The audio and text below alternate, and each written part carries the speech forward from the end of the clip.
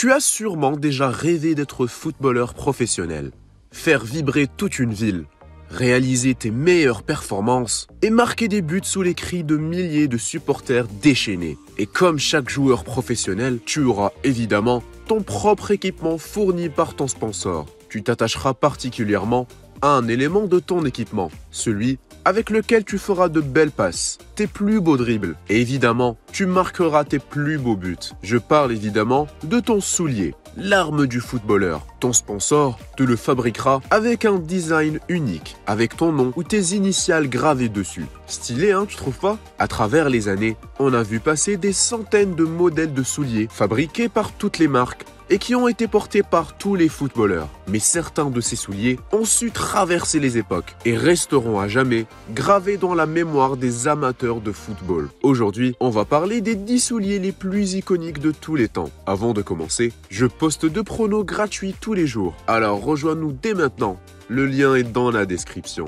Numéro 10, Nike Tiempo. C'est en 1994 que le grand public découvre le Nike Tiempo lors de la Coupe du Monde aux États-Unis. Il faut savoir que la Nike Tiempo est le premier modèle à avoir dominé une finale. En effet, lors de la finale de cette même Coupe du Monde, 10 des 22 joueurs portaient ce soulier, avec des ambassadeurs tels que Paolo Maldini ou encore le Brésilien Romario. Difficile de passer à côté de la Nike Tiempo. Numéro 9, Musino Wave Cup. En 1997, la marque Musino, qui était inconnue, avait réalisé un coup de marketing de génie. Elle a réussi à convaincre l'un des meilleurs joueurs brésiliens de l'époque, Rivaldo, d'être son ambassadeur. Avec le Japon et la Corée du Sud qui organisaient la Coupe du Monde en 2002, et Rivaldo qui remporta le Ballon d'Or en 1999, la marque japonaise ne pouvait pas rêver mieux pour promouvoir son soulier. Numéro 8, Nike Mercurial SL. On a peut-être tous voulu l'avoir ce soulier. Fabriqué en 2008, le design de la Nike Mercurial avait beaucoup fait parler. Fabriqué en fibre de carbone, ce qui faisait d'elle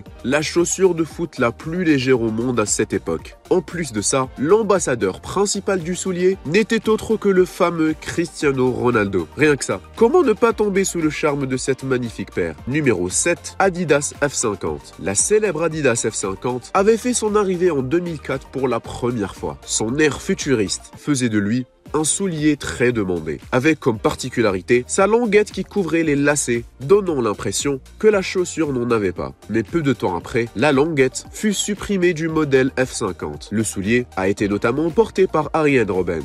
Numéro 6, Lotto Zero Gravity. En 2006, la marque Lotto a lancé le pari fou de révolutionner le monde des souliers, en lançant la première chaussure de foot sans lacets. Un concept intéressant vu comme ça, car il permet de mieux contrôler le ballon, en raison de l'absence des lacets qui peuvent impacter la conduite de balle. Malheureusement pour la marque, le soulier n'a pas connu de succès commercial en raison du manque de budget comparé à ses concurrents, les géants Nike et Adidas notamment. Numéro 5, Nike Total 90. Sortie au début des années 2000, la Nike Total 90 a bénéficié d'une forte campagne publicitaire, avec plusieurs ambassadeurs tels que Luis Figo, Wayne Rooney ou encore Roberto Carlos. L'un des principaux arguments de vente du soulier était qu'il offrait un confort et une précision constante aux joueurs pendant tout le match, en plus des lacets sur le côté qui lui donnaient un style particulier à cette époque.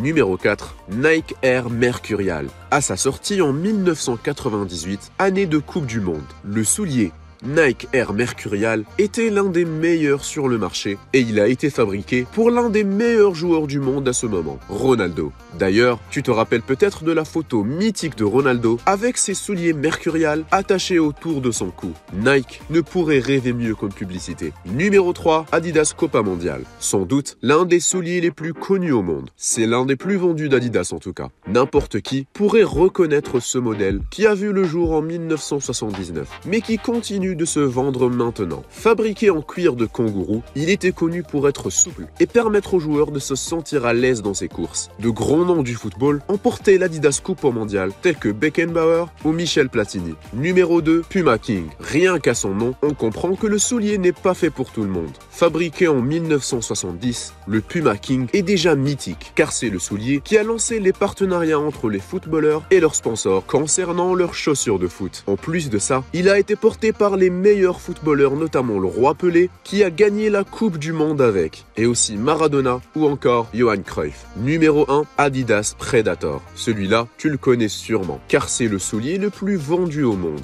L'Adidas Predator a su traverser les époques.